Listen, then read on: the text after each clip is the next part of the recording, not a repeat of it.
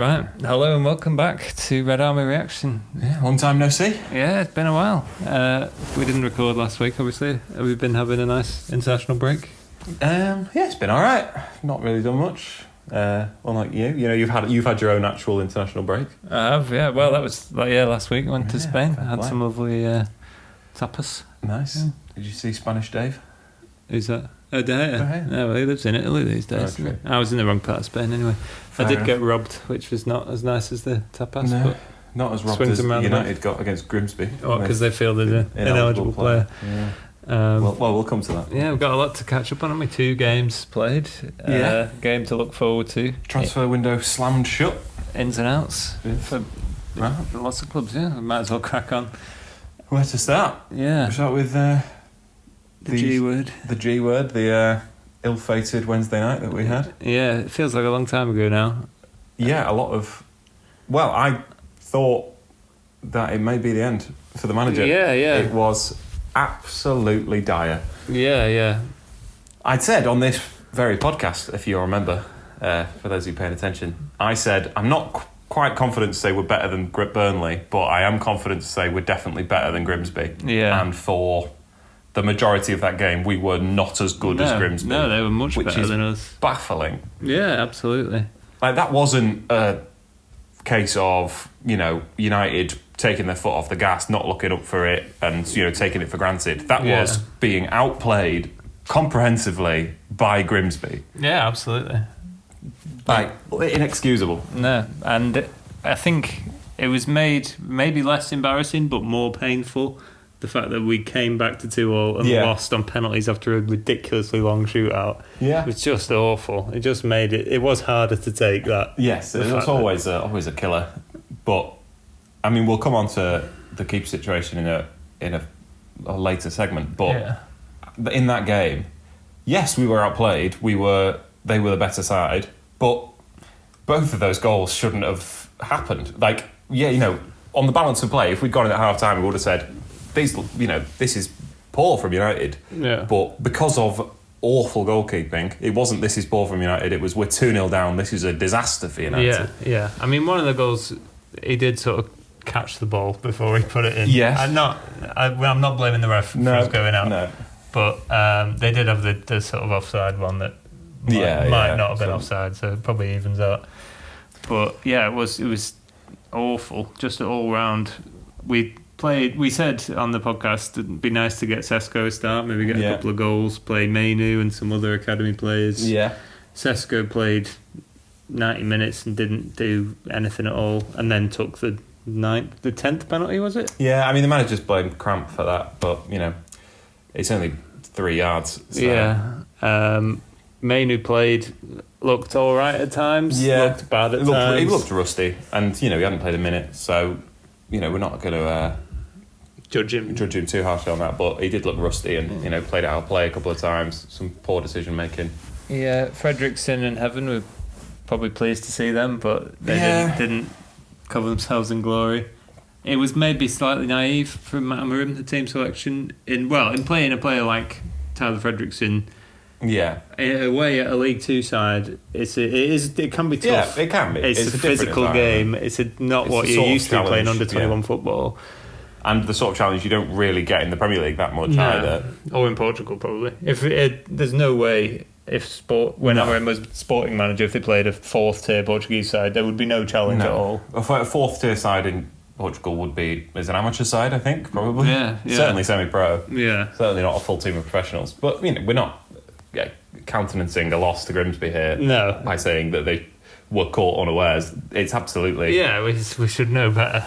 And, the manager's quotes after the game don't exactly fill you with confidence. No. But I think this is a bit of a thing with Amorim. I think he's a really emotional guy, and I think he came out there and spoke because he was in a dreadful mood. Yeah. Rightly so. I mean, it was embarrassing for him. It was shocking. He was in a dreadful mood, and he said some things that are probably in the light of day he wouldn't have said. Yeah. Which he's done before. Yeah. I mean, the fact that he had his head down for the penalties, couldn't bear to watch it. Probably not like in a World Cup final. If you couldn't bear to watch the penalties, that would be one thing. But it's more sort of embarrassing. I can't bear either result here. Doesn't save me. it's just an awful situation. And yeah, what he said about the players showed what they wanted there. And I think he probably at that point, and we've heard it before, I think he may have been considering resigning on the back of that game. Because it's one thing, any 11 United players should be able to walk out onto that pitch without a manager and get a result. Yeah. They shouldn't need a system or a coach or any sort of guidance from anybody to get a result on that pitch. They should be able to be professionals and get the job done. But if you're the manager and you are selecting that team and that's the performance they give you, then how do you then think this is the job for me? I could very easily see you concluding that nothing you're going to try is going to work. And wanted to move on. He said previously, if I get to the point where I feel I'm not the right man for the job, I'm perfectly happy to walk away and not be compensated for that. And it did seem like he might follow up on that. I think they probably thought it's too early in the season and we will wait and see what happens. I don't think they should have sacked him on the back of that result, and we'll speak about the Burnley game, but if they'd got a poor result against Burnley as well, maybe. But I do think that what they can't afford to do is wait 15 games without an upturning form and then decide to sack him. Because what is the point of that? This is a really important season. The squad is set up now to be a decent Premier League squad. We can't afford to write off another season on a manager that they're not going to back. Or they don't like. So, while it's not make or break yet, I think after that Grimsby game, it was potentially they could have seen it as a bit of a tipping point, and if had a big job ahead of him to right it at that point. And a week's a long time in football. It seemed after that Grimsby game, the strong feeling amongst United fans was, I can't see him turning it around from here. And I'm sure there's plenty who haven't changed that based on the Burnley game, but it certainly seemed like that was the mood. He's done. This is rock bottom, and I can't see him getting back up from this. But a week prior to that was the Arsenal game, and everyone was pretty buoyed by that performance. I think there's now a case of, I think you can't write the Grimsby game off as a blip because we've had 18 months of dreadful form. 18 months of blips every week. But I think over the arc of the 4 games we played this season, I think there is more. The Grimsby game does look to be somewhat of an outlier. I'm not saying that it's the Grimsby game. You can write off the Grimsby game because it doesn't count. But I think if we hadn't had a decent performance against Arsenal, again, I know we didn't get any points, but a decent performance against Arsenal and a win against Burnley, and the Fulham game was fine. I think it's one of those where, in the context of a good season, it's a perfectly passable result, and in the context of a bad didn't season, go your way today. It's another 2 drop points. But I do think that the Grimsby game we can sort of view in isolation and say was a really bad day and could well be a sign of greater problems, or could be a sign of a bad night for the club and something we can move past. I hope it's the latter. It was just an awful game, and the penalties I found especially painful. The fact that Onana got his hand to about 6 penalties without saving them. He saved one, which was, ironically, it was the ineligible player who missed the penalty. So we can't exactly claim that he helped them to the win. No. I think there's been a bit of discourse about that. Some people saying it's sort of patronising to punish Grimsby less because they're a plucky League Two side, and if it was United who fielded an ineligible player, everyone would be calling for them to be kicked out. But I think there was a Premier League side who fielded an ineligible player, and they weren't kicked out. They were fined. In the FA Cup, you would be kicked out straight away for that, but the League Cup does seem to be the precedent of being fined. And it seems United have decided not to appeal, which it's probably the right thing. And I was particularly annoyed at Cunha for his penalty. Was a poor penalty. We'd scored 4 penalties by players just kicking it really hard. Not to simplify it too much. Obviously, there's pressure on you taking a penalty, but they'd all just planted their penalty with enough power that it didn't really matter which way the keeper went. Cunha had to do a daft run up and tried to outwit the keeper, and it was a terrible penalty, and the keeper saved it. And that would have won us the shootout and spared a portion of our blushes. But Cunha is one of them. It's fine to be arrogant if you back it up, and he really didn't there, missing a penalty against Grimsby. He scored his second penalty though. He did, So, penalty. Some players do. No, he didn't get a second penalty. Did he not? No, and Burnley went second and he missed. And Cunha would have been one. Would have been a couple after him. But he's like you say, he's one of those sort of maverick sort of players that you love and can do stupid things. Sometimes he might punch a physio one week and then score a 40-yard worldie the next. So he's a sort of player that he's just not done the 40-yard worldie yet. He's just missed a penalty against Grimsby. So, but the sort of player that I don't think United fans mind. No, as long as over the balance of the season he remains a positive. Yeah. But a sort of a black night in the club's history. Really, fourth tier, losing to the fourth tier side is sort of unconscionable. It was the first time we'd been in the second round of the League Cup since 2014 when we lost 4-0 to MK Dons, and it was about as bad. It could have been 4-0. It wasn't. The result on paper doesn't look as bad, but in terms of what it represented, it was probably as bad. And for a League One side. So there is, swings and roundabouts. Neither of them are particularly good omens. No, we actually have a terrible record in the second round of the League Cup. We lost to York City in the 90s as well. We should obviously just never be in it. That's just the way we need to do it. The easy way around. That's what all the other big clubs do. Yeah. And it's strange. I thought it was quite surprising to an extent when we drew with Fulham how much the mood changed on Amorim, because after the Arsenal game we were quite encouraged, and then Fulham, it seemed it's the same as last season. We've not improved. Amorim's clearly not the right manager. The system needs changing or whatever. Then the Grimsby game obviously just added more to that. It's strange that the feeling has moved back a bit, probably more than you would expect with the Burnley game, because it was similar in a lot of ways to Ipswich at home last season. We didn't blow them away. We managed to beat them. Yes. I think that's all we did, really. Yeah, I do think there is something to be said of the nature of the performance. I think there was good chances in that Burnley game. There was a sort of an energy to the side that we haven't seen enough of. Yeah. There was players working hard, and the goals were.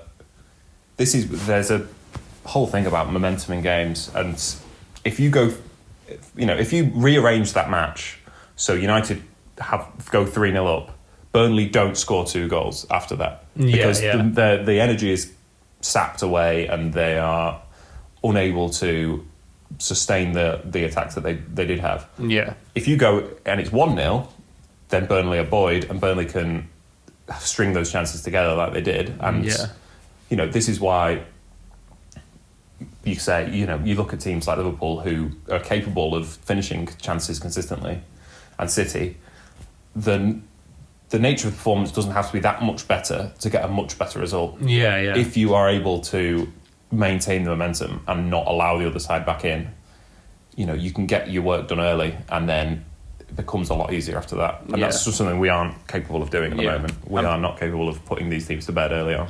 Yeah, and that's partly because of our missed chances, and also the chances that we... No, when I say chances that we concede goals from. Yes. Like the second Burnley goal in particular was just so scrappy and avoidable, and that goals change games, like you say.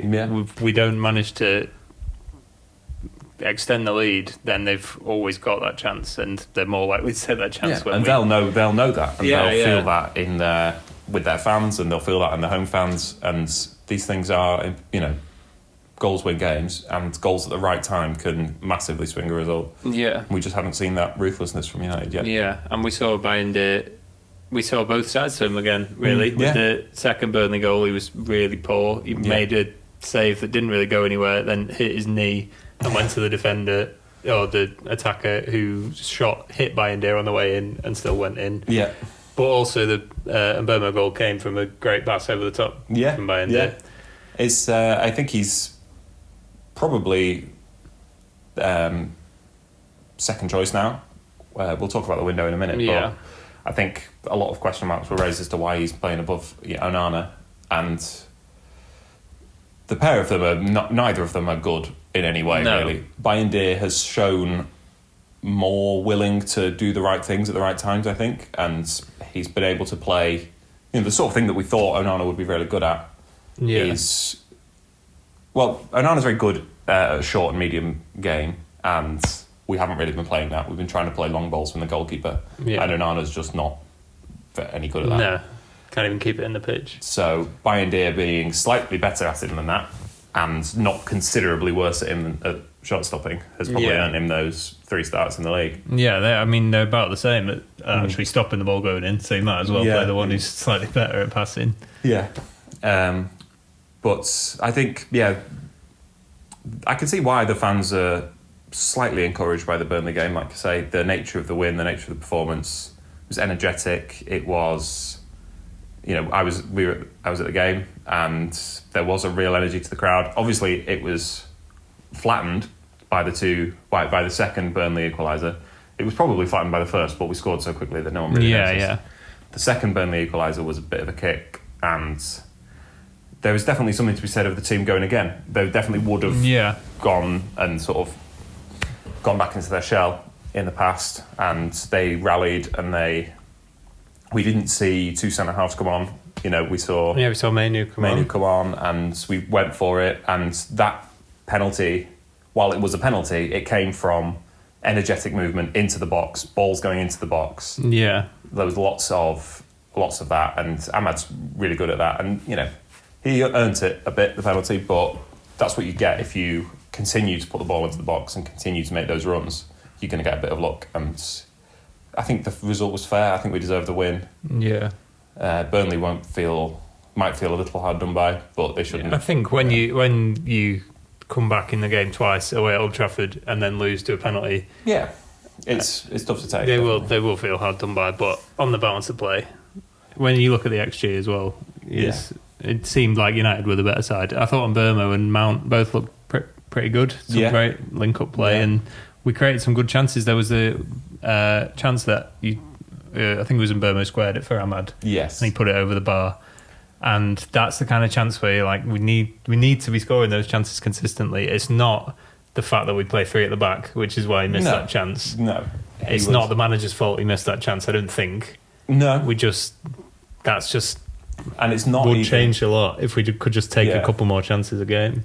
We had this. There was a situation developing under Ten Hag around when he was sacked, which was we were sort of creating chances, but they would always be created for the wrong player. Yeah, usually the miss at West Ham. Yes, it's it's not the manager's fault that the shot was missed, and it should be doing better. But the system is designed to create chances for Dalot and Mazraoui and not create chances for any of your forward players. And you've got Rashford stuck right out on the left, trying to play the ball into the box for Dalot. For midfielders to try and score. The current system, I know people have talked a lot about it and criticised it a lot, but the wing backs are attackers. They talk about we're playing 5 defenders, but the wing backs are attackers. They are designed to get into those positions. Ahmad is playing there not because he's a great defender and he can play. He's a de facto right back. He's playing there because he gives us an extra body going forward. Dorgu's the same. I mean, we didn't see Dorgu in the Burnley game, but Dorgu's the same on the left, and he's had chances to score, and he has scored goals in his career. So the system is designed to create chances for players who are known to score chances occasionally. Yeah, against Fulham, we had all the chances were for Cunha, and he just didn't put them away on that occasion. But that's more encouraging. Yes, and can see he's more easily convertible into results. Yeah. You can see how that goes the other way, and suddenly we look a lot better. I think we've got the highest XG of any Premier League side. Yeah. Which and one of the lowest XGs against as well. The Arsenal game helps with that because Arsenal didn't really do anything. So there's if we can start the whole issue is we've had this in the past with managers where if we can start to take our chances, everything looks a lot rosier. Yeah, and we haven't done. what we have done is sign reliable forwards who have a history of scoring goals in this division. Yeah. And that should mean that it should be a, not guaranteed, but a closer, a more achievable way of starting to convert your chances. Yeah. Than hoping the players you've got get a lot better, which we've hoped for a while and doesn't really happen.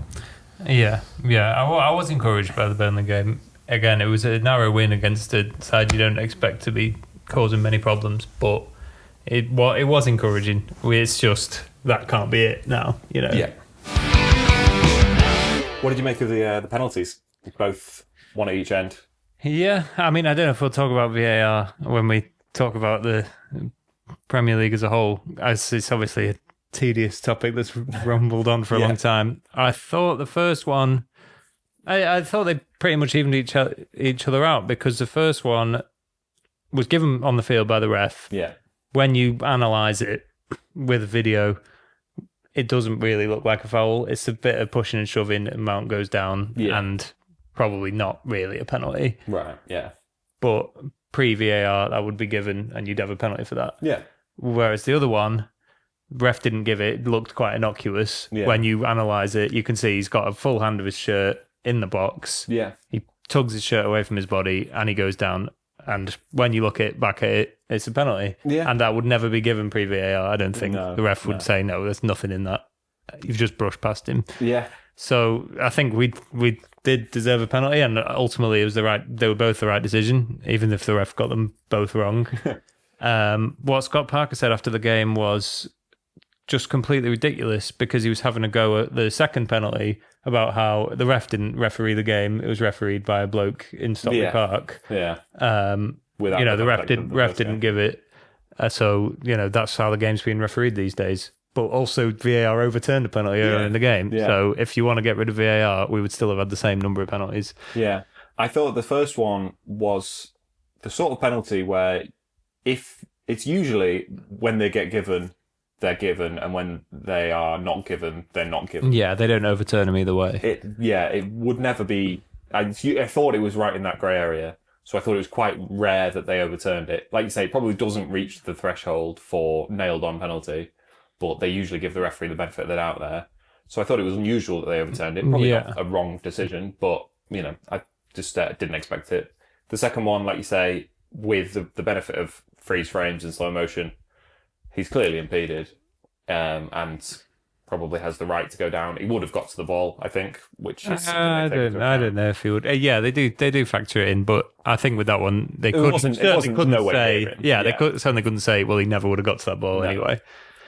And it was comfortably dispatched by Bruno. Yeah, as we like to say. Yeah. I'm glad we got the second penalty over the first, because you'd rather a penalty at 2-2 in the 90th minute than 0-0. But if, like we said earlier, if we go 2-3 goals up, that game's probably a lot more comfortable. I'm sure the manager would rather it the other way around. Yeah. But, I think it was on the balance of play. I think one of the two is fair enough. Yeah, it was a good penalty from Fernandes. He didn't complicate things. No, he didn't leather it straight over the bar like he occasionally decides to do. He absolutely buried it, and it didn't matter that it might have been obvious where he was putting it, because no keeper's going to save that. No. A lot of pressure as well. 10 minutes, was it, or 5 minutes to wait? It was and there was a bit of pushing and shoving with Hannibal on the penalty spot, and you do. Obviously, I'm always worried for the penalty, especially a late one, but I was thinking, is Bruno, he's missed the last penalty. It's a lot of pressure on him here. We need a win. I thought in the ground, I thought he might give it to Mbeumo. I thought Mbeumo was hovering around. I thought he might be doing that thing where one player has it, gets all the abuse, and then gives it to someone else. But you want your captain stepping up and taking that. He's got an excellent record still. I know he's missed 5 penalties in 6 years or something. But he's taken so many penalties. He's taken a lot of penalties, and he's still got a good record. And mentality-wise, I think there was a lot of relief. Definitely. From the whole club, really. Yeah, it was a really important 3 points, just for the nature of we need as many points as we can get. It's important on those grounds, but also going into the international break with the loss against Grimsby, if we haven't won a league game yet, then it's a very grim start to the season. Yeah, pardon the fun. So to get that win, even in those circumstances with a bit of a scrappy one, was massive, and there was a big sigh of relief in the ground as well. I think a lot of people thought we're going to limp to another draw, and we'd probably, we always like to, we like to think we've got one more big chance. And if that hadn't been given, I don't know if we would have had another chance. No. I think we would have struggled to create another one. So it was a big sigh of relief, and it's good to get 3 points on the board going into the international break. Yeah, this has to be it now, Yeah, he's got another life. Hammer him, it seems, after the Grimsby game. We can't have the peak of that being winning against Burnley. We have to build on it. Yeah. And he's only got so many more chances to do that. Yeah, so, I think very few managers survive a big humiliation in a big game. Yeah, and it is a big game. Ten Hag got away with one, but it's different now. I think as they've shown with the transfer market, I think the hierarchy are quite ruthless and willing to admit mistakes and not, throw good money after bad. So if there is a hiding on the horizon, then I think they won't hesitate to pull the trigger. Yeah. And, you can't really blame it. You can't really hide behind anything. If they do make that decision, I think you'll have to hold his hands up and say he's not been able to effectively get results out of the team, and there is not really a lot of arguments. Yeah. Should we talk about the window? Yeah. Isn't it nice? It's lovely. It's a bit bright, to be honest. That's a bit big window for United. We're not talking about the window. I was saying, I don't know if you remember, I was quite boldly predicting that we'd see a lot of outgoings this summer. I think I said 10. I think with the news yesterday, or the news yet to come, I think we are about to hit 10. Oh, really? So we needed a big overhaul. Yeah, we had the worst season in the club's recent history last year, and for a little bit of the window, it looked like nothing was going to happen. Yeah, we were struggling to get people out the door, but there wasn't that huge rebuild on the cards. Incomings are always slow, and you have to be cautious with them when you're pushing up to the limit with finances. But they've shown a ruthlessness in getting rid of players that the previous hierarchy were absolutely allergic to. Absolutely, Onana would have had that new contract. Yeah, I'm sure he would. I think probably Lindelof would have got a new contract. Eriksen, maybe, as well. Yeah, maybe not a player as old as that, but they've shown that 2 years and you're done. I think. Yeah. Højlund feels the team was never really set up for him to play well. But he was worse than that excuse. Yes, allows. Definitely, yeah. And it's always a shame a young player. You want young players coming to United to work out, and you want it to remain a destination for young players. And there is a long list now of young players signing away their first big contract with United and it not working out. And it's a record that United need to try and shake if they can.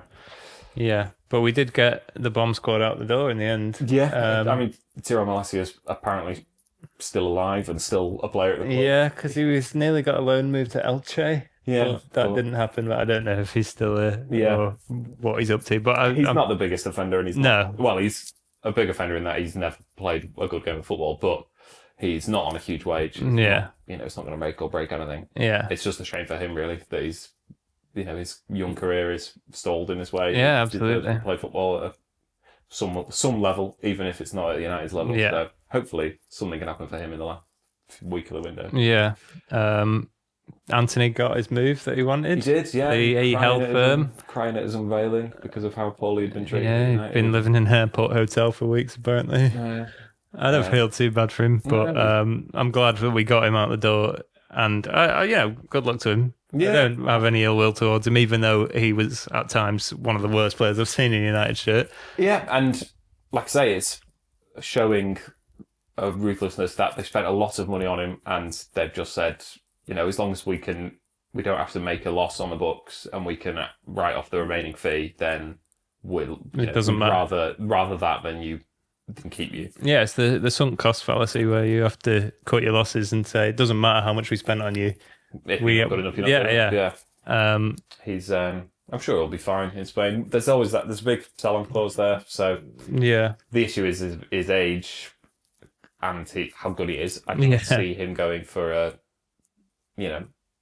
let's Sociedad have to give us 50% of the fee. So they're not going to sell him for less than twice what they got him for, because then they'll be making a loss. Yeah, Betis, not Etihad. So if that means they're going to have to get 60 million for him, and I don't see a 60 million player there. Even, we had a good half season there last year. I'm sure if he has a similar season, then they'll be very happy with their purchase, but I can't see us getting any more money for him. Well, it's a functional buyback clause as well, isn't it? If we get 50% off if we wanted to buy him back. Again, I'll call it unlikely. Given the efforts the club have gone to get rid of him this summer. Yeah, and that one's not a loan with an obligation. That one's actually paid up. So we don't have to give him any more money. Yeah. No matter what happens. Hoyland's is a loan. Yeah. But it becomes obligation if they qualify for the Champions League, I think. Yeah, and there's probably a couple of other ways it can be achieved. I think he was very keen for it to be a clean break. Yeah. And while they weren't able to, Napoli weren't willing to put up the money this summer, they'll split it out over the remainder of his contract, and I think it's pretty much nailed on that it'll go. Yeah, and it works out for United financially where we've got the money coming in a year. Yeah. So a lot of we'll come to the incomings in a minute. Actually, I'll save it for then. We've got Rashford. Yeah, I think it's one of those. There's the fee that's in there is sort of an average of his value over the last few years. I think if they go for it, it'll be a bargain because there's a £30 million fee. He's a very good player when he's on. He is. And we've not seen enough of that for him in the last few years. But you'd hope a new environment away from sort of some of the scrutiny he's used to, he can kick on and have a good end to his career. Yeah. It's a shame he won't be at United, but I think it's best for him. Yeah, that one's an option to buy, not an obligation. That is an option, yeah. So there is the chance he comes possibility that Barcelona don't want him. I'd say if the manager changes. Yes, that makes it more likely. I mean, there's a chance that he comes back and then we sell him to someone else as well. Also the case, yeah. But, Rashford's a player I won't hear a bad word against, really, I think. Yeah. Because the press are already trying to put bad words out against him, saying that Barcelona aren't happy with his attitude. And it's always the way. There may be the case that he became disillusioned with the club and wasn't giving his all, and the manager could sense that and thought it would be best for a clean break. And I don't think he's absolutely blameless in the way his United career ended, but who hasn't become slightly disillusioned with the United? Can't say he's a United fan. It's a difficult thing to watch, and it must be very difficult from the inside to see bad decisions being made. So I can see why he would have checked out slightly. Obviously, it's his boyhood club, and he's paid a lot of money. You'd expect a minimum level of standard. Yeah. But the mind doesn't work like that, and sometimes you need him for a change of scenery, and you need to move on. And hopefully, we can see some good performances from him, and he can have a happy time out in Spain. I think it's important to make it clear we like Rashford. Yeah, as a lot of United fans don't. Yeah, and a lot of United fans are jumping for joy with the fact that he's left. But I wish him well. I think it is a shame the way it's all panned out. Even if I think this is the right decision at this moment in time, if you look back 5 years ago, this is not how many people would have thought. This isn't how it was meant to go. Yeah. No, and it's a shame, and we wish him all the best. A player we don't wish all the best is Jadon Sancho. No, I wish him the worst. It's just, it's such a baffling state of affairs. I don't get what's happened to him. I don't get what advice he's getting. I don't see why he wouldn't sign the contract at Chelsea. What my theory would be that it was too short rather than not enough money. I think he knows that he's probably got one big contract left. Yeah. And a year at United and then a chance at another 3-4 year contract somewhere else is probably better than 2 years at Chelsea and then he's back. Yeah. Because Chelsea obviously would have rather kept him and paid $5 million to send him back. Yeah. He played well for him at times. He scored in the Conference League final. At that time, they definitely did want to keep him, but they couldn't agree for whatever reason, which you would think was probably Sancho negotiating against. Like you would think it was him that couldn't agree rather than Chelsea. I think there was a lot of talk about how it's an obligation, but because it's United, they're so inept that it's not an obligation. Yeah, They yeah. pay a buyout, and therefore it's never really an obligation.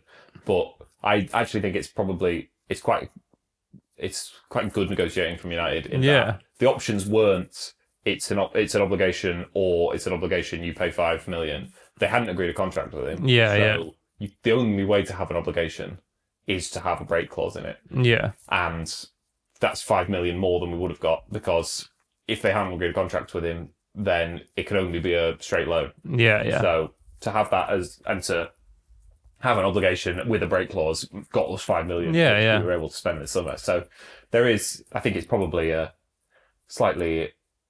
People like to think the worst of United in negotiations, and we've seen some poor negotiations from United this summer. I think some of it is some things have taken too long, and we've ended up paying some money in some places. But I don't think that's the case of that. It's certainly better than we used to be. Yeah. Who else was left? Oh, we've not finished talking about Sancho because he's gone to Aston Villa, which is because he's got 1 year left at United. Yeah, so he's just going on loan. There's a United. Yeah. There's an interesting scenario that could play out there because we've loaned him for a year to Villa. Without an option. No, it's a straight loan. They haven't, presumably because his contract's up at the end of the year. Yeah. So they're not going to pay a fee for him whilst he's going to be out of contract. There is some weird accounting loopholes United could do to split the remainder of his fee over 2 years rather than one, and then they can take a lower fee for him if they extend his contract. But then you're on the hook for another year of his wages. Yeah, and there might be no one who wants to pay a fee for him. What I think they'll do, what they've shown, is they will cut their losses and just let him go. Yeah, and I think that's the right thing to do. Again, it doesn't matter that we spent £75 million on him 4 years ago. We need to waste as little money on him as we can. I don't know how we'll play at Villa. Villa's squad management seems a bit sporadic. And chaotic, and they supposedly couldn't afford to sign someone permanently, so they had to rely on a loan. Yeah, but surely they could have got someone on loan on much less wages than Sancho, or someone better than him on that amount of money.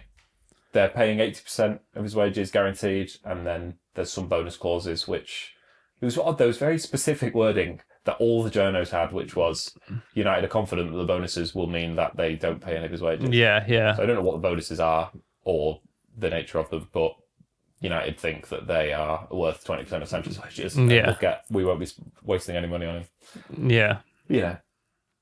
As is, it's a line in Moneyball where he says they're paying you £5 million a year to play against them. That's what they think of you. I think of Sancho at the moment. I feel like may well finish above us, and Sancho may well have a good season, but he has shown absolutely nothing to suggest that United would have been worth keeping him and relying on him this season. No. Even at Chelsea, when he was at his limited appearances at United, he's never lived up to the fee. He's never lived up to the wage. No, and it was a really poor signing. As far as poor as they get. Yeah. I think a lot of people would put Anthony above Sancho or below, depending on how you look at it. For United's worst signing, I would put Sancho as a worse signing than Anthony. Yeah.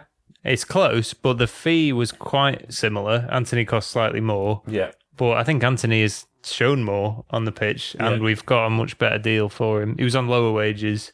Yeah. And we've got a better deal for him on the way out. Yeah. And I don't know if you're looking at it as worse for United getting the value for their money, or worse as an indictment on United. But I think taking a player who nobody thought was a top level prospect, paying too much for them, and then proving that they're not a top level prospect. That's Anthony. Yeah. Or paying a lot of money for a player who everyone thought was going to be amazing and turning them rubbish. I don't know. It's quite a shocking affair, thing to have against the club. Yeah.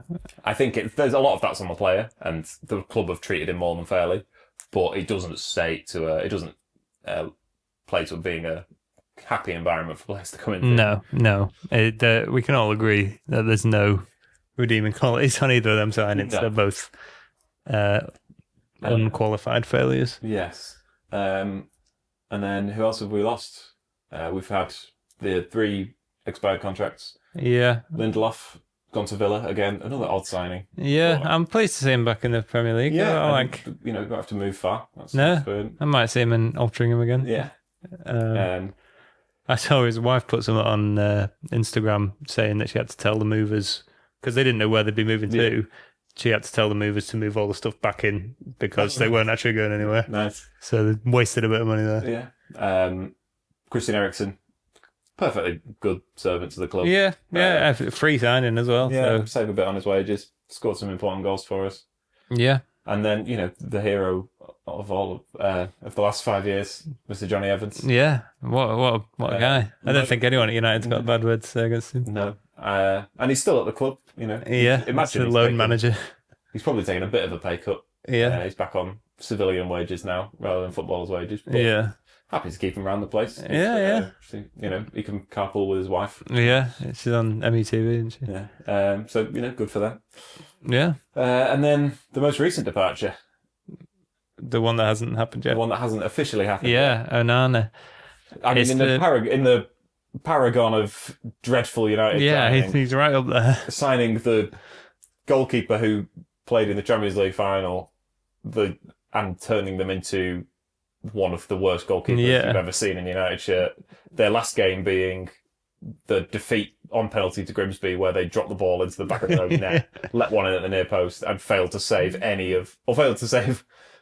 12 out of 13 penalties. Yeah. It really does strike, just put an image in your head of a club not really moving in the right direction. Yeah, to sign, it's like signing Donnarumma and turning him into Taibbi, It's just gone awfully. And when you look at Inter, who signed him for free, sold him for 50 million quid a year later, and then signed Jan Sommer for about 8 million and got to the Champions League final again. Yeah.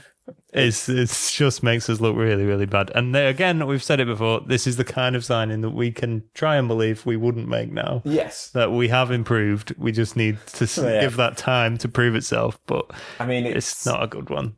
The writing was really on the wall when he got lobbed from the halfway line in a pre-season friendly on his debut. I mean, that is... And, the shot of him fixing his socks sat in a heap in the back of the net, it's not one that we thought was one we wouldn't have to get used to. But, I mean, the first season, the Champions League group stage, we scored 3 goals in every away game of that Champions League group stage and won none of them. Because we shipped so many goals and so many avoidable goals. So many goals that were straight at the keeper. Yeah, Bayern Munich game. We scored 3 goals away at Bayern Munich. That's not easy to do. And Onana chucked 3 in his own net, so we lost the game. And, the calamities didn't really stop there. He had a decent run of form in the league for a bit. I've this seems to be a bit of a running theme because I did it with Højlund as well. I defended him a lot longer than everyone else who was saying, God, he's shit, get rid of him. He's never going to be good. And I was like, I think there is a player in there. Yeah. And ultimately I came round to thinking, you were right, he's rubbish. Yeah. So maybe I need to stop doing that. But also, both of those players got demonstrably worse. They did. If they were as bad as they were at the end, the whole way through, no one would be saying there's a player in there. Yeah. They obviously showed glimpses earlier in their career. Both of them in the first... Well, Højlund in the Champions League group stage. Yeah. He looked okay. Yeah, he got 5 goals in the Champions League group stage. Again, that's really impressive. Yeah. That's great. And we won 1 game. Yes. It's... I think Onana, good to close the book there, I think. Well, have we not closed the book? Because there's no option to buy there as well. And we'll see what happens. I think he was happy to stay, but the club, I think he really annoyed the club coming back after, the worst season in recent memory. Yeah. Not playing well, particularly at all last season. No. And requesting a new contract because he wasn't happy with the wage Champions League break clause.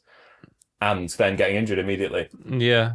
I think the club thought we can probably cope with these 2 for another year and save our money. And then there was a market opportunity that they decided not to hold out on any longer. Because after the Fulham game, supposedly, because Onana didn't play in the first 2 games, his agent spoke to the club to see if they should look for an exit, and the club said no. Yeah. So that must have been that we didn't know we were going to sign a goalkeeper at that point. They weren't happy to let him go until someone had signed up. Yeah, but then when we then played Onana against Grimsby, and he was awful. Yeah. If it wasn't already certain we were going to sign a goalkeeper, we had to at that point. That's probably when they got back in touch with Martinez. Oh yeah. As a well, if we don't get our first choice, we'll definitely get our second We'll definitely choice, sign a and we'll definitely goalkeeper. sign someone. So you're okay to start negotiating. Yeah. And I don't have. I wish him the best in Turkey. Yeah, I never get to the point of some, and I don't want to sound like I'm saying I'm a better fan than other United fans. It's we all support the club differently, but I never could imagine hating a United player and just despising everything they do. Not based on what they do on the pitch. I'm not going to blame him and dislike him because he's rubbish. No. I'm going to think he shouldn't be playing for United, but it doesn't mean I don't like the guy. He seems like a nice guy, Yeah. And I'm sad that he's not done better for United. Yeah, it's, again, we can sort of applaud the club for not being sentimental and for being ruthless with these signings and getting them out, but they've taken a big hit. If you look at losses over the course of these contracts, they've taken a big hit on a few players this summer. Yeah. And the sort of thing that you can't afford to do regularly. So we have to then start making smarter signings as well. We can't look at the signings we've got now and, there does appear to have been a change in strategy because the sort of unresellable players, well, I don't know if that's the case, but players who have signed for far too much money or are paid far too much money or are far too old, those are the big three in terms of, because, it has been a disaster, the Sancho signing, but it hasn't been an unforeseeable disaster. He didn't get shot, he's just not been very good. Yeah. And there is always the chance with any signing that it turns out they're not very good. Yeah. And you can't afford to stake a huge amount of money on a player who, if it turns out they aren't very good and it doesn't work, you cannot get rid of them, or you have to take a massive loss to get rid of them. We can't afford to do that anymore. No. So we look. That's why they needed to rebuild the wage structure. They needed to sign a different profile of player, a player who, and also why they can't hold on to players for too long, because that massively kills a resale. So this 2-year limit that they've put in seems to be in that vein as well of, if a player's not working, if a player doesn't work and is poor for 4 years, you're never going to get a fee for them. Yeah. If a player's poor for 2 years, then you can say, to give an example of someone, say like Cunha. If Cunha doesn't really work in 2 years, a lot of teams are going to still see the Wolves player in there, see the glimpses. We might get half the fee back. Get some money back, and he's not on an extortionate wage. I'd have to subsidise it. Whereas Anthony, Sancho, the quality that they showed, it was never going to be the case that we could get any money back for them because they were so poor for so long, and you can't afford to do that. Yeah. We'll see what happens with these players, and you can't always. But squad building isn't always about planning for the worst. You occasionally have to try you take a risk. Say what happens if all of our players are rubbish the whole time, because that's way too pessimistic of a player building squad, and you'll never achieve anything.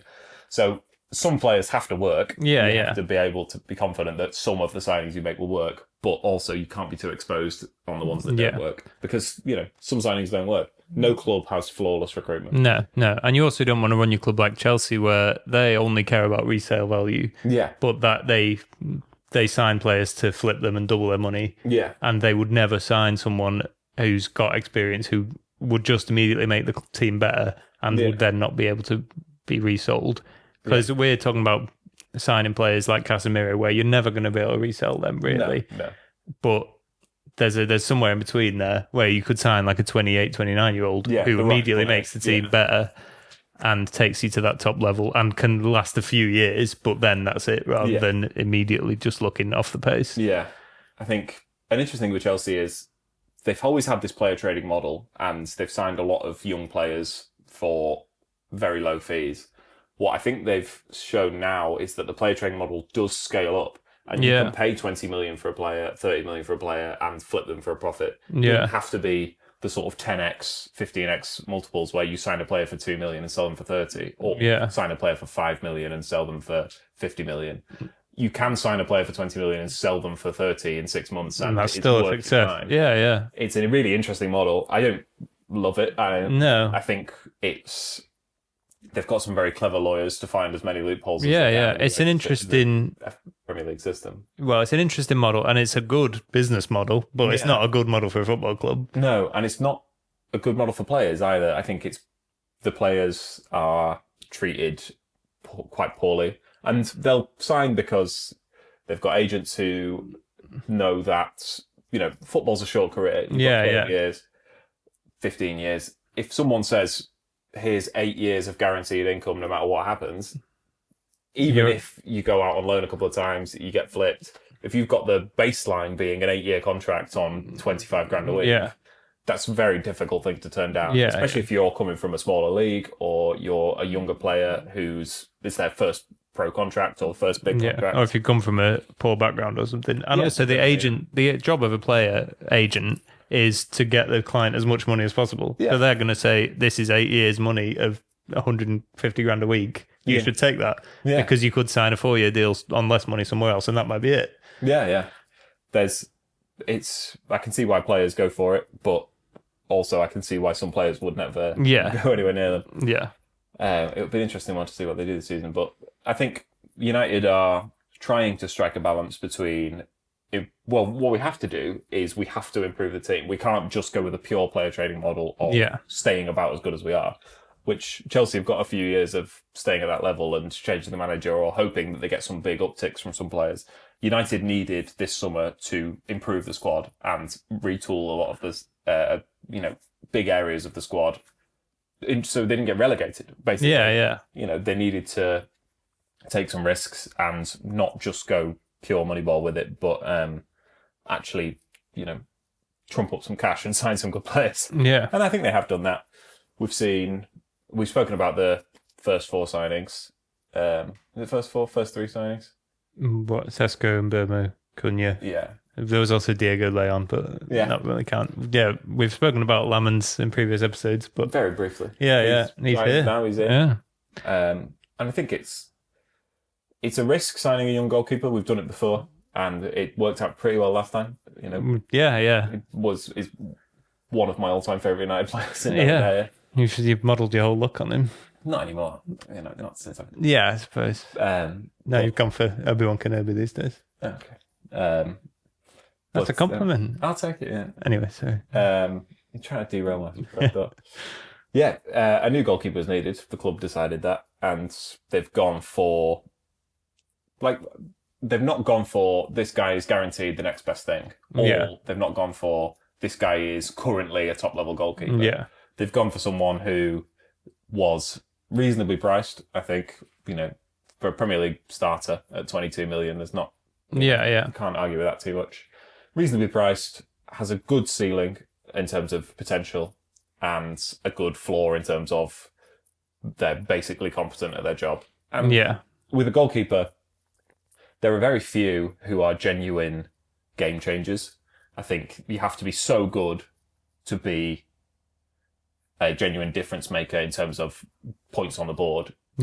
You can be bad enough to cost points, which we've seen that a few times. Goalkeeper mistakes costing us points pretty regularly. I think as long as you are minimum level of competent, then you should be fine, and he can grow and develop hopefully in a steady way, and we can have a decent goalkeeper for the next little while, I think. It was a bit of an interesting position we were in on deadline day, where different reporters were saying we're at this stage with signing Lamans, or we've agreed terms with Martinez. And I was seeing different United fans argue the case for either goalkeeper, and some saying I would have preferred Lamans, but I'm happy with Martinez, or why on earth are we signing Martinez? We should be going for Lamans, and vice versa. And also there was a period where it looked like if we signed Martinez, Villa would sign Lamans, which would have been strange. Well, there is something to be said about, we've talked about this as well, it's very different as a player with one senior season being Villa's number one as United's number one. And there is a world in which both players can take the step up, and even if he then looks amazing at Villa, he might not work at United. Whereas there's more guarantee with a player like Martinez, who's played at a very high level. World Cup winner, experience, a lot of pressure, and can hopefully But we've gone for Lamans. Yeah. We've gone for the younger potential signing.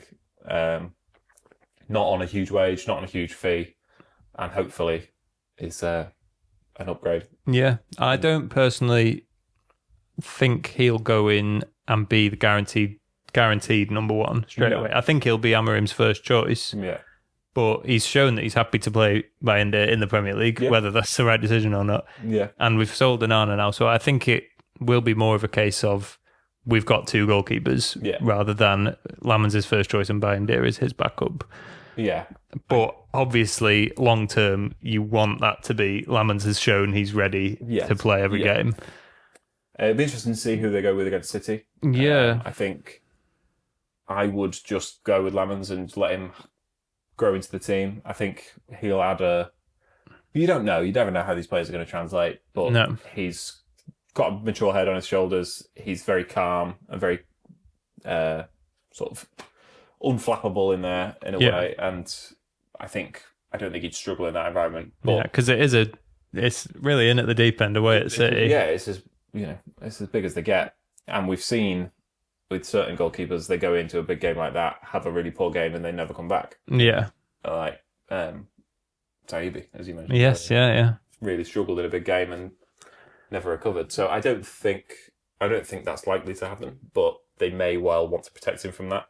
Yeah. And if Bayern has a stinker, then Bayern has a stinker. But it's whether or not you are prioritising the long-term mental health of Lamans and his position with the squad and the fans, or the 3 points against City. Because I do think he is a better goalkeeper. Yeah, and it seems a little bit like if you put Bayern in for that game, it seems a bit like you're worried that Lamans is going to have a terrible game. You don't want him to get humiliated on his first game, and you don't really want your manager to go into that game thinking that. You want them to think, this is our new goalkeeper, I back him, he can deliver in this game, and that's what you want them to go for in theory. Yes, I think that's what they will go for. But the manager's shown he's quite cautious with these things. He's not started to go yet in the league. He's been trying to phase him in slowly, and it may be the case that he does it with Lamans as well. But I would throw him in there and see, because it's sink or swim. But if you're going to be the number one for United, you should be begging to start that game. Yeah. If you've got the right mentality to do it, then you should be showing it from the off. And if it's difficult to see a player go from no one thinks he's ready to start that game to being the number one for a long time. To be starting off on the wrong foot. Yeah. So I would, if I were him, I would be desperate to start that game. And Amarim's job's on the line, so you would expect him to go for it and take that risk. Yes. When we've just signed him, you would expect the manager to think, well, we've signed him for a reason, let's play him. Yeah. I suppose that brings us on nicely to talking about the City game. Yeah. It's quite a big one. I mean, the derby's always big, and I always dread it. Yeah. One of those games where morning of, someone offers you a draw, you bite their hand off. Yeah, absolutely. I work with quite a few City fans, and they're much more confident than me. Despite the fact that we're above them in the league. Yeah. I don't know when the last time that was, because we've not finished above City for 12 years or something. It's been about 5 years since we went into any match being above them. Yeah, probably. So, going to the derby, they've not been amazing this season. No. They started well. They looked really sharp against Wolves. Yeah. Everyone thought, right, well, City are real contenders. Yeah, their players really clicked. But they've faltered since then. They looked poor against Tottenham. Yeah. And Tottenham tactically did a number on them. And then the Brighton game was really a case of what we saw last season, of not being able to shut teams down. Yeah, not being able to kill the game. And teams always thinking they've got a chance against you. Yeah. Well, they've not fixed the back four. They've sold Ederson and signed Donnarumma. Yeah. Which, well, a lot of people see as an upgrade. Yeah. It is an upgrade in terms of shot stopping, because that was one of Ederson's big weaknesses. Obviously, at times he was really good at that as well, but there were plenty of big games, particularly in the Champions League, where the ball would squirm under him or something. It wasn't his. No, that wasn't his game. No, he was amazing at passing. Absolutely incredible. He would get 5 assists a season, which Donnarumma's not going to do. No. But it is a departure for City, it seems, and for Guardiola, he doesn't seem like that model of goalkeeper. Yeah. So it's interesting to see what will happen with their defence and goalkeeper situation.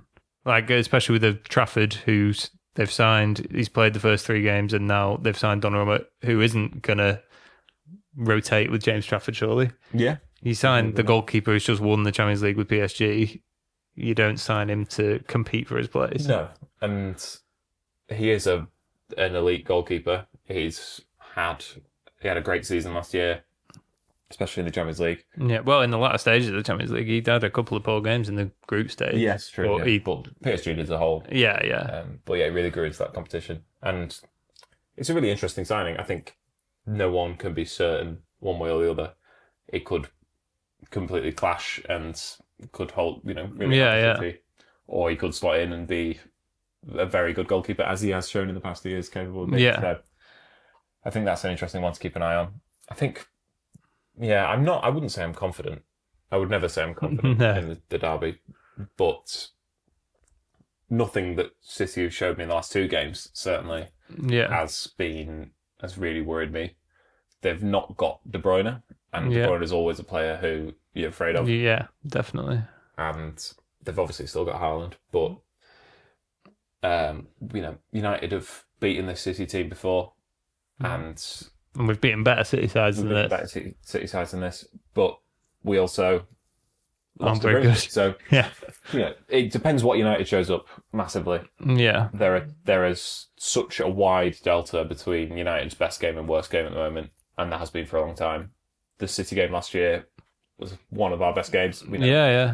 We were unlucky to concede, and then we stayed in the game and created 2 good chances late on and won it. Yeah, I think that was similar when you think about it to the Brighton game that City have just played. Yeah, very similar pattern. City were on top, took the lead, but didn't ever look like dominating, and United and both teams stayed in the game and managed to get the late goals to win it. What City were absolutely brilliant at, certainly in the sort of 100-point seasons, the treble-winning seasons, were there would be games where they would look poor and they would start poor, and then they would get that lucky goal, and you would say, right, that's it. There you go, game over, because all they needed was that one sniff, and then they would cruise control to the end of the game, and they wouldn't concede any daft goals in that period. You know? And they would, sometimes score 1 more, sometimes score 5 more, but they would, once they got their teeth into it, it was over. Yeah. And they're just not that City anymore. No. So United have every chance in this game if they can start well, if they can not miss chances. I think we will get chances. Yeah. I think teams have shown that you can get chances against City, and we've created enough chances. So there will be chances for United. What City turns up is the big question. Whether City are wounded by the 2 losses and therefore, come back fighting. Yeah. Or whether it's a sign of a City team that doesn't have that fight in them anymore and needs a sort of reboot. I think it's a good time for United to play them. Yeah. There are better times for United, but it's a good City. Yeah. Good timing City-wise to be getting them out of the way. Yeah. Because they could rally in a few weeks and look like world beaters again. So. Yeah, I mean, we've definitely got a chance. More than a chance than we've had in a lot of derbies. Even though we're worse, City are also just much more vulnerable. Yeah. They seem it. Where there have been times where, even when we've been second in the league, we've been the second best side and we've looked nowhere near as good as City. Yeah.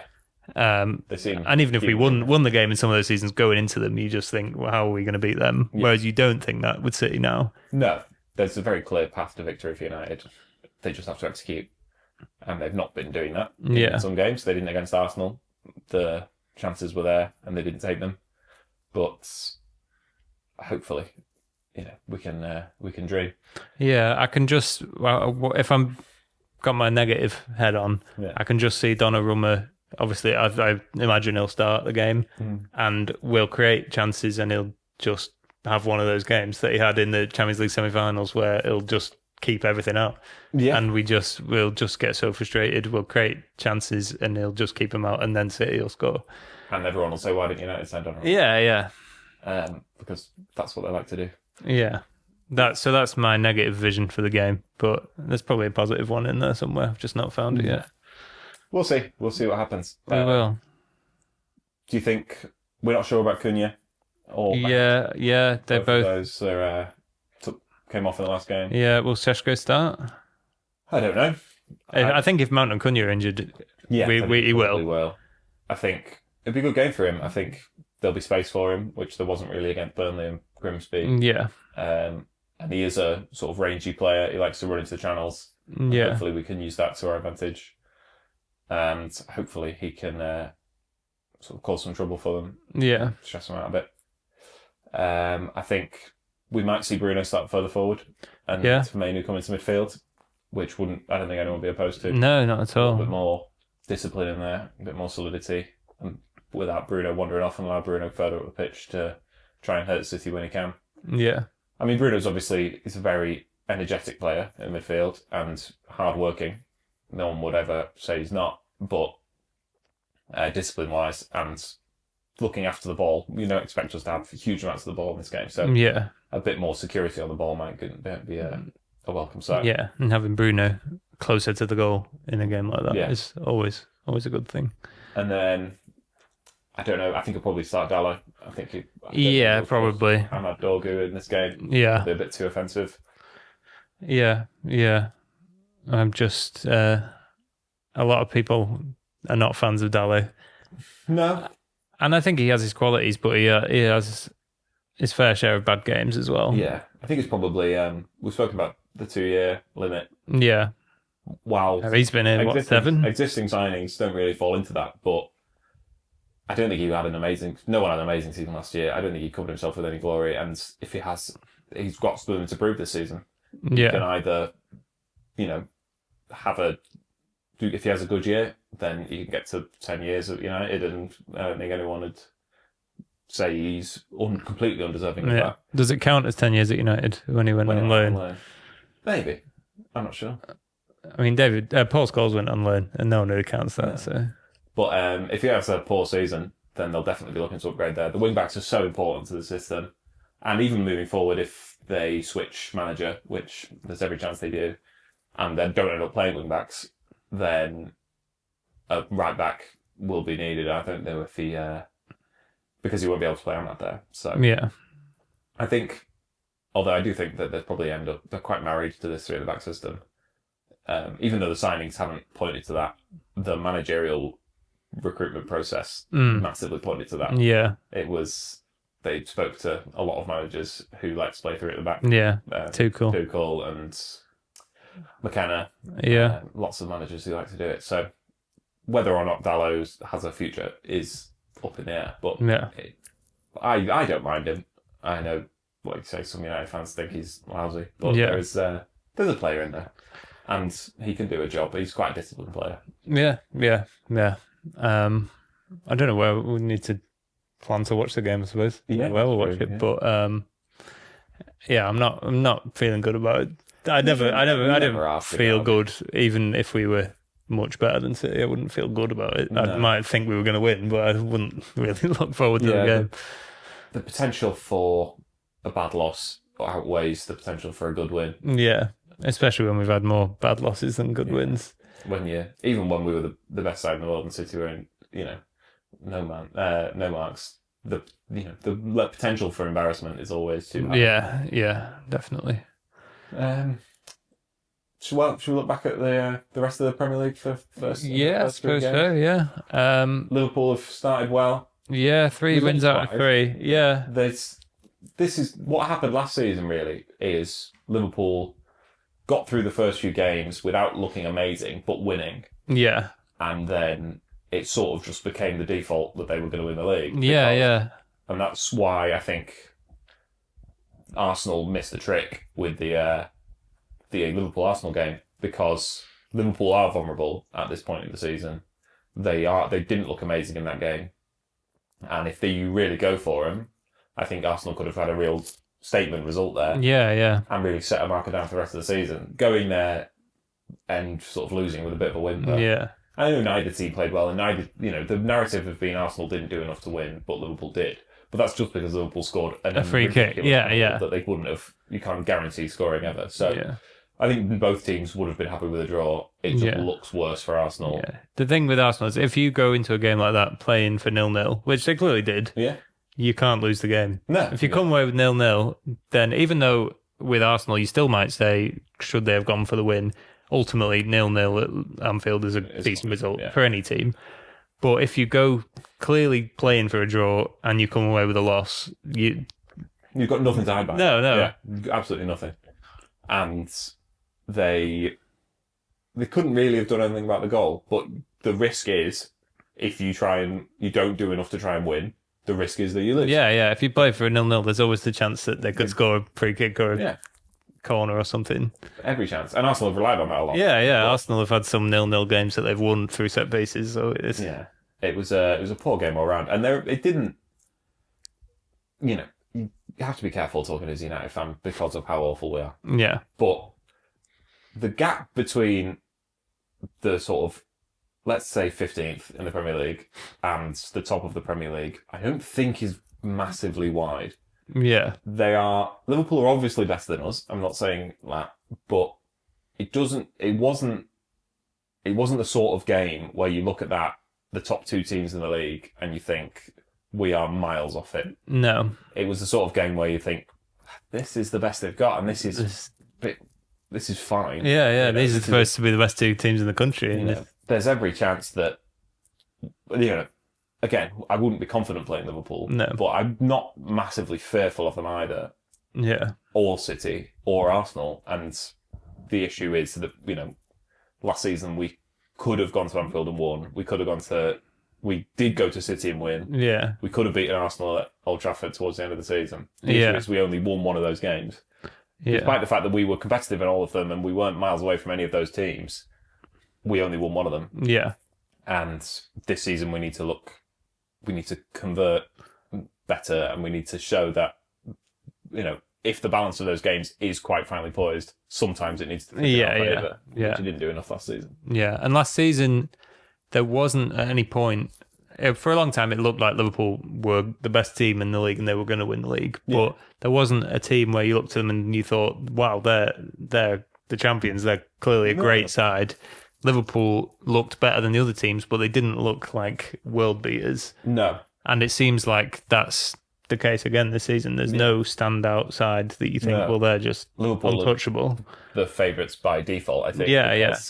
They won the league last year. They've had a great window. And with Isak, maybe it does click slightly better and they look like an unreal team. But I'm just not seen that yet from them. They just seem very efficient and they have that winning streak in them, which makes a huge difference, which Arsenal clearly don't have. That ability to, like the Newcastle game, that ability to always feel like you can win a game. It gets to the 90th minute, gets to the 90 plus 6. Yeah. You've got a 16-year-old playing on the wing, and every Liverpool fan in the world would have said, we can win win this game, yeah. And I think that makes a huge difference in a title race. Yeah. We may see that come into it again. Once you've got that win, once you've won that league, winning the next one is infinitely more within reach. It seems more within reach. And Arsenal just don't have that at the moment. And you go on a bit of a trajectory, really. Arsenal are on this trajectory now where, you get in the Champions League or you finished in the Champions League a few times, then you take that step towards challenging for the league. Yeah. And then eventually, the plan is you get to a season where you're like, this is our season now to win the league. Yeah. And Liverpool didn't really have that. At the start of last season, people weren't expecting Liverpool to win the league. No, it was with under Clark. Yeah. Last season. Liverpool weren't saying, this is our league, to win the league, but they did anyway. Yeah, and that's a great skill to have. And Arsenal haven't managed to do that. In the last 21 years, they've had seasons like that where they could have won the league, just win it anyway by being just better than the other teams, but they've not managed to do that. No. And I think United have never managed to win the Champions League when we weren't the best side in the world. Yeah. Which is a bit of a weakness of ours. We've won the Champions League 3 times, and I mean, I can't really say much about 1968, but the 2 times we've won the Champions League, we were absolutely, undeniably the best teams in Europe, and it would have been wrong for us not to win it. Yeah. But Liverpool have won 6. They weren't the best team in Europe in 2005. They're far from it. In 2019, they weren't the best team. They weren't even the best team in England. Yeah. And that's great for them that they've managed to do that, and we haven't. We should have won more Champions League. Something we had in the Premier League. Yeah, absolutely. We won the Premier League when we were the best side, and sometimes we weren't the best side. Yeah, sometimes we got over the line. Any other teams you've have taken your fancy this season? I don't know really. Villa look really poor. They've not scored a goal yet. No. Yeah. I don't know if Sancho's the answer to that, but yeah, it's a strange one, and yeah, their signings don't seem like they've really addressed that very well. No, and Villa fans will point to the financial rules in place as hamstringing them and not allowing them to compete. And, there is something to be said that they've been, they are being held back by the rules in a way that the rules are designed to do. Yeah. And it's the same with Newcastle. I think these teams have a lot of money and therefore want to spend a lot of money and there has to be some system in place. We've spoken about this before. There is a fundamental disconnect between some football fans and us as football fans, where some football fans believe that there should be no limit in place to what a team can spend. Yeah. If you have the money, you should be allowed to spend it. And I think that is a massive mistake and is a race to the top that you need to be owned by a sovereign wealth fund or you won't be able to compete and teams will go bankrupt and people often cite teams going bankrupt as an issue and it's very easy to say, PIF aren't going anywhere and they can make it very clear that they aren't going anywhere and therefore the bankruptcy risk goes away. Yeah. But there's every chance that they get bored or something happens where they're fall out with the UK government. Yeah. And I think having some check in place, it would just become it would massively distort the competitiveness of the league. Yeah. And they would they would argue it's distorted in a different way currently. But there has to be some tether. There can't just be a never-ending amount of money spent. There has to be some tether.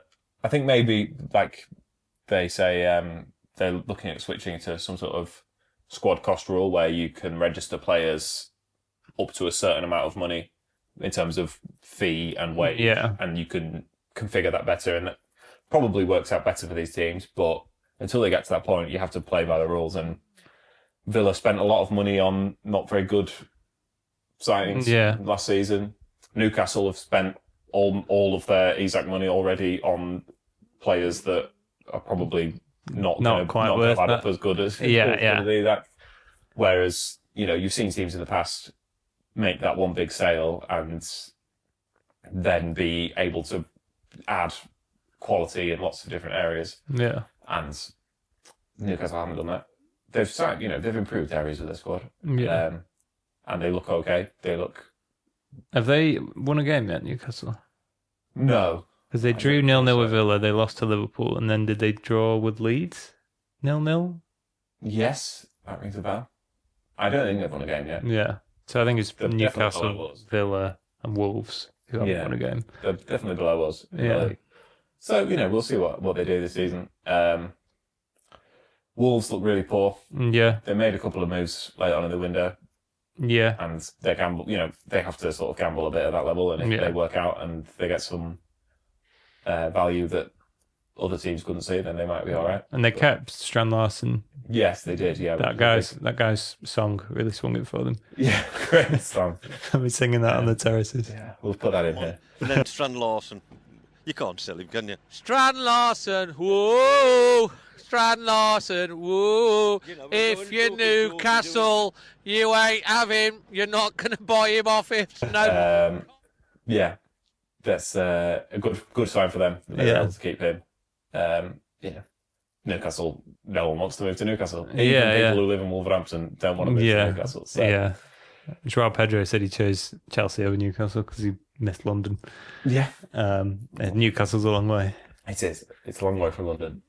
So, we'll see what happens with these teams. Who else? Sunderland looks all right. Yeah, they've got 2 wins now. Manager a month for Reggie Lebray. Yeah.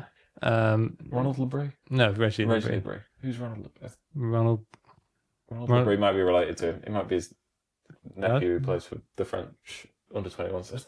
Okay, I'll take your word for it. There's definitely a player who's related to Reggie LeBrie. Anyway. Okay.